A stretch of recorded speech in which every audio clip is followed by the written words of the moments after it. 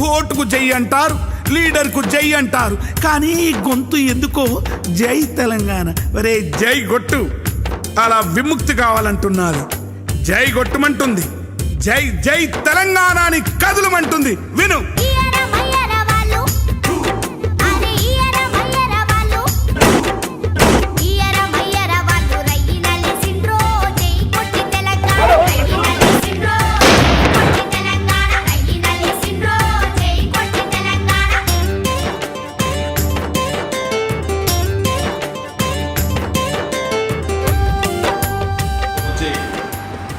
వార్షికోత్సవం జరుపుకోవడం ఎంతో సంతోషకరం. అదే పాటలో ఈసారి తెలంగాణ కోసం ఎన్నో ఆటపోట్లు ఎదుర్కొని, ఎన్నో కేసులు వాళ్ళు ఎదుర్కొని ఇవాళ తెలంగాణ రాష్ట్రం సుభిక్షం కావాలని వాళ్ళు పోరాటం చేసిన వాళ్ళల్లో ఒక ముగ్గురు మనం ఇవాళ వాళ్ళని ఒక ముగ్గురిని పిలుచుకొని ఇవాళ చిరు సత్కారం చేయటం అనేది ఆనవాయితీగా మనం ఈ సంవత్సరం నుంచే తీసుకుంటున్నాం. ముందుగా సీనియర్ పత్రికేయులు చంటా నరసింహరావు గారిని వేదిక మీదకి సాధారణంగా ఆహ్వానిస్తాం. Kothagudem Palvancha greater municipal corporator గారు సింధు తపస్వి గారిని సాధారణంగా వేదిక మీదకి ఆహ్వానిస్తాం. తెలంగాణ ఉద్యమకారుడు, ఆయన అనుభవాలతో ఎంతో మంది ఉద్యమకారులను తయారు చేసిన ఘనత మహమ్మద్ మంజూర్ గారిది. వారిని కూడా సాధారణంగా సీనియర్ ఉద్యమకారులు వారిని కూడా వేదిక మీద సాధారణంగా ఆహ్వానిస్తారు.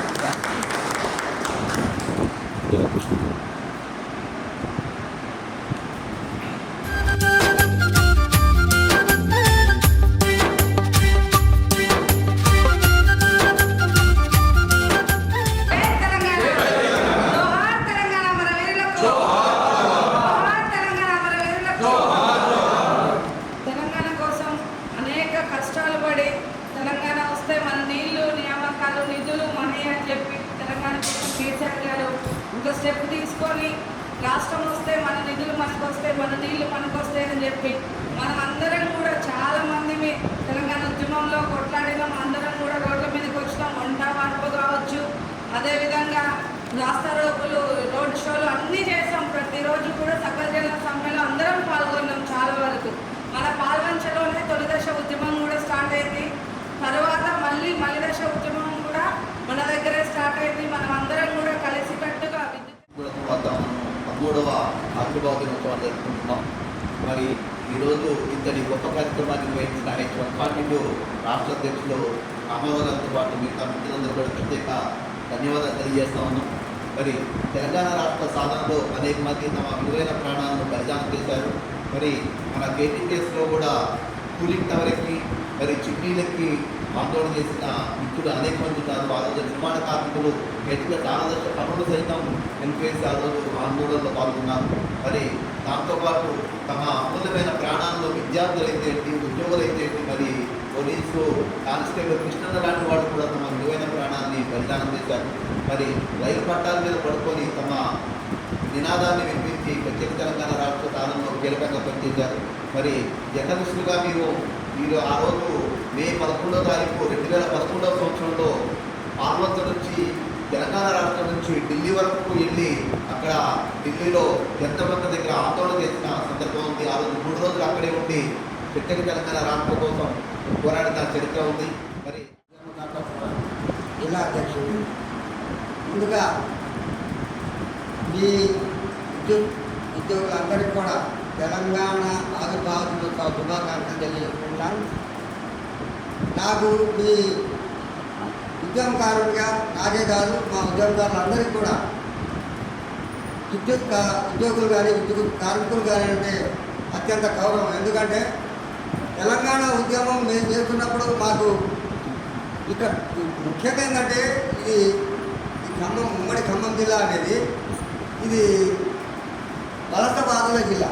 ఇక్కడ అత్యంత బలీయంగా ఆంధ్ర వలసవాదులు ఉద్యోగాల్లో కానీ, రాజకీయ పాలకులుగా కానీ, అధికారులుగా కానీ అందరూ వాళ్ళే ఉన్నప్పుడు ఇక్కడ చాలా బలహీనంగా ఉన్నప్పుడే ఇక్కడి నుంచే పాల్వంచ నుంచి తెలంగాణ ఉద్యమం ప్రారంభమైంది 69లో కూడా. కాబట్టి ఇక్కడ వాళ్ళు బలీయంగా ఉండి మనం బలహీనంగా తెలంగాణ పౌరులు బలహీనంగా ఉండడం వల్ల వాళ్ళ ఆధిపత్యం నడుస్తుండడం వల్ల ఈ అణచివేతకు గురైనటువంటి ఇక్కడ తెలంగాణ ప్రజలు ఏం చేశారంటే ఉద్యమాన్ని మొదలుపెట్టడం జరిగింది. కాబట్టి ఇక్కడ ఉన్నటువంటి వేరే జిల్లాలో అయితే వరంగల్ కానివ్వండి, కామారెడ్డి కానివ్వండి, లేకపోతే వేరే జిల్లాలు ఏవైతే ఉన్నాయో అటు జిల్లాలో ఏంటంటే తెలంగాణ ప్రజలు ఎక్కువ ఉన్నారు, అక్కడ వలసవాదులు తక్కువ. అక్కడ తెలంగాణ ప్రజలు బలంగా ఉన్నాయి.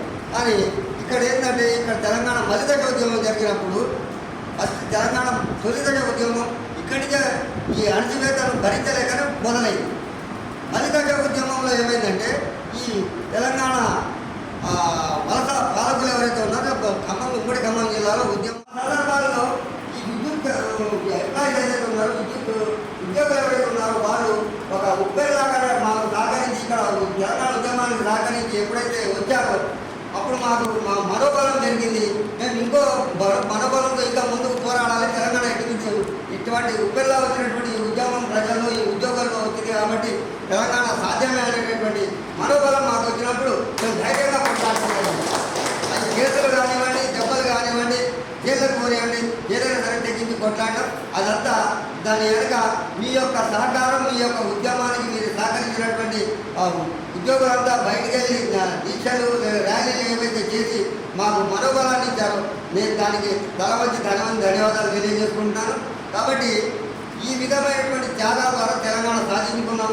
ఆ సాధనలో మీ భాగం కూడా చాలా పెద్దది. కాబట్టి మీరంటే మాకు అది తెలియజేస్తున్నాను. నేను ఈ గంట ముగిస్తున్నాను. ఉద్యమించిరన్నో జై కొట్టి తెలంగాణ, ఉద్యమించిరన్నో జై కొట్టి తెలంగాణ, మెల్లా మెల్లంగా పోరు ఢిల్లీ చేరిందన్నో జై కొట్టి తెలంగాణ, ఢిల్లీ చేరిందన్నో జై కొట్టి తెలంగాణ.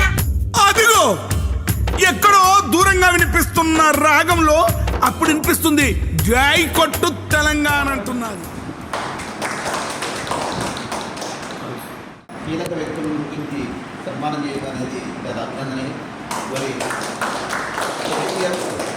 లో అనేక కార్మిక సంఘాలు, మనోబలి సంఘాలు ఉన్నా కూడా చాలామంది పట్టించుకొని కలుస్తుంది. అటువంటి నేపథ్యంలో ఇప్పటి వరకు ఉన్నా కూడా రేపు చాలామంది అయ్యే అవకాశం ఉంటుంది. కాబట్టి మరి మనం ఎంత రెట్టించిన ఉత్సాహంతో పనిచేస్తే మన యూనియన్ అంత బలోపేతమవుతుంది. మరి మనం అనుకున్న నాయకుడిని మనము ఎంత డెవలప్ చేస్తే మన యూనియన్ కూడా డెవలప్ అవుతుంది. మరి మన పాల్వంచులోనే మన యూనియన్కి రాష్ట్ర నాయకుడు అంటే మన అదృష్టం. మరి ఇటువంటి నాయకుడిని మనం గుర్తించి మరింత ఉన్నత స్థానాన్ని తీసుకెళ్లే బాధ్యత మన కార్మికులుగా మన మీద ఉంది. మరి ఈరోజు మాకు వాస్తవానికి కార్మిక నాయకుల్ని సన్మానించిన అవకాశం రాదు. ఈ అవకాశం కల్పించే రామారావు గారికి ప్రత్యేక శుభాకాంక్షలు. ధన్యవాదాలన్న. అమూల్యమైన టైంని మాకు కేటాయించి ఈరోజు ఈ మన తెలంగాణ ఆవిర్భావ దినోత్సవం రోజు మాతో మీరు ఈరోజు ఈ మా కార్మిక సంఘాన్ని ఆఫీస్కి వచ్చి మీ యొక్క అమూల్యమైన సమయాన్ని కేటాయించి మీ అనుభూతుల్ని, మీరు పడ్డ కష్టాలని, ఏదైతే మీరు చేసిన ఉద్యమం స్ఫూర్తిని ఈరోజు విద్యుత్ కార్మికులు జై అంటే ఏంది? జై అని దేనికోసం అంటారు? దేవునికి జై అంటారు, ఓటుకు జై అంటారు, లీడర్కు జై అంటారు. కానీ ఈ గొంతు ఎందుకో జై తెలంగాణ, వరే జై గొట్టు అలా విముక్తి కావాలంటున్నది. జై గొట్టుమంటుంది, జై జై తెలంగాణ అని కదులమంటుంది. విను.